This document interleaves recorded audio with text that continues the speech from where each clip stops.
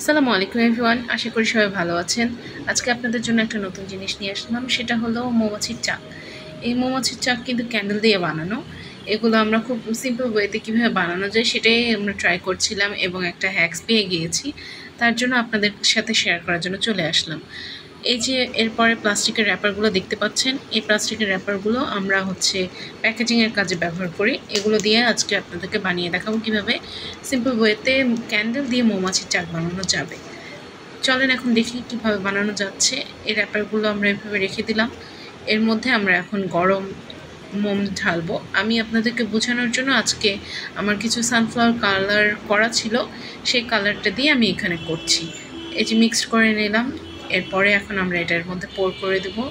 এটা আসলে একটু মেসি হয়, অনেক সময় একটু টেরা বেঁকা হবে, ঠিক মতো হবে না, বাট এটা কোনো ব্যাপার না। আপনার মৌমাছির চাক তো আর একই রকম একদম ফিনিশিং ভালো হবে এমন তো কোনো কথা নেই, আপনি এভাবে করে নিতে পারেন। এরপরে আমরা এর মধ্যে ঢেলে দিলাম। ঢেলে দেওয়ার পরে এই যে এখানে পড়ে যাচ্ছিলো, তাই আমি খুঁজছিলাম এটাকে কীভাবে আটকানো যায়। পরে তখন একটা সিম্পল একটা স্টিক দিয়ে আমি তখন এটাকে আটকে রাখলাম যেন ওই পাশে গড়িয়ে চলে না আসে।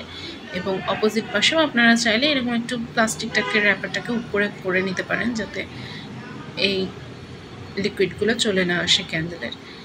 এরপর আবার ঢেলে দিতে হবে যাতে এটা একটা মোটা লেয়ার হয়। পাতলা হলে তাড়াতাড়ি ভেঙে যাওয়ার সম্ভাবনা থাকে, এর কারণে আমরা আরেকটু দিয়ে নিব যাতে এটা মোটা একটা লেয়ারে পরিণত হয়।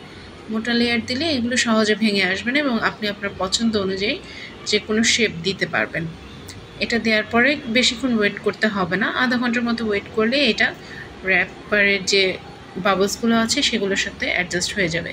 বাট আমি এগুলো একটু ছড়াই দেবো কারণ এক জায়গায় অনেক বেশি থিক হয়ে গিয়েছিল, তাই চেষ্টা করছিলাম। আর উল্টা হাতে দেখতেই তো পাচ্ছেন, এই কারণে অসুবিধা। যাই হোক, এরপরে আমরা এটা শুকানোর জন্য রেখে দিয়েছিলাম। বাট আমি এটা যেহেতু সন্ধ্যার আগ মুহূর্ত পর্যন্ত করছিলাম, পরবর্তীতে তখন সেটা একদম অন্ধকার হয়ে গিয়েছিল, যার কারণে আপনাদের সাথে ওভাবে শেয়ার করতে গেলেও দেখবেন যে আমার লাইটিংয়ের অনেকটা ব্যাড ইফেক্ট পড়ছে। এবার এটাকে ড্রাই হওয়ার জন্য রেখে দিলাম। এরপরে আমি আপনাদেরকে দেখাচ্ছি যে আসলে এটা কতটুকু থিক হয়েছে। এরকম মোটা করে লেয়ার দিলে সুবিধা। এই যে দেখতে পাচ্ছেন, এটা 10 মিনিট হয়েছে মাত্র আমরা এটা দিয়েছি, কিন্তু এটার লেয়ারটা একটু বেশি ড্রাই না হতেই এটা তুলে ফেলার কারণে এটা এরকম হয়েছে।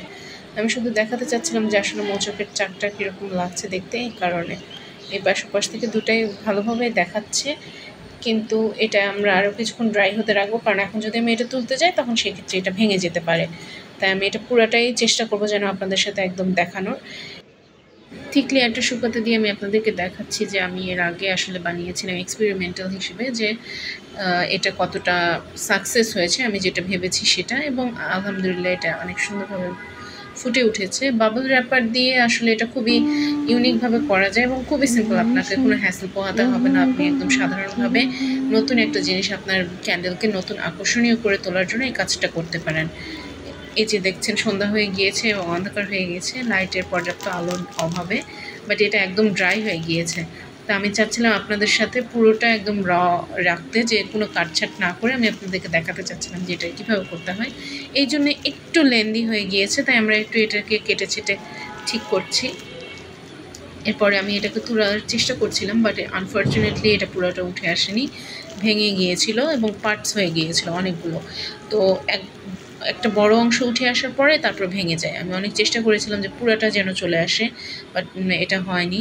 আস্তে আস্তে র্যাপারটাকে আমি ছাড়িয়ে নিচ্ছিলাম যাতে সুন্দরভাবে ক্যান্ডেলটা ভালোভাবে চলে আসে, বাট এটা একদম মাঝখান বরাবর যেয়ে এটা ভেঙে যায়, যার কারণে এই যে দেখতে পাচ্ছেন মাঝখান বরাবর গিয়ে ভেঙে গিয়েছে এবং আমি আপনাদের সাথে দেখাতে পারলাম না। গোটাটা আমি তুলতে চেয়েছিলাম, বাট এটা হয়নি। এখন আমি এটা একটু একটু করে তুলে আপনাদের সাথে দেখাবো।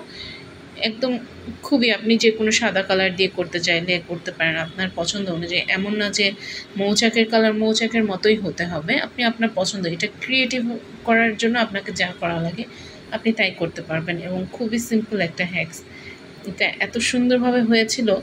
প্রথমবার আমি খুব এক্সাইটেড ছিলাম এটা তোলার জন্য।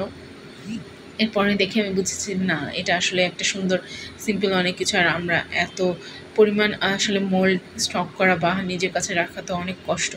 আর এই ছোটো ছোটো জিনিসগুলো আমরা নিজেদের মধ্যে থেকে কীভাবে একটু ইউনিকভাবে করা যায় সেটাই ট্রাই করেছিলাম। বাস এটুকুই আমি আপনাদের সাথে শেয়ার করতে চেয়েছিলাম।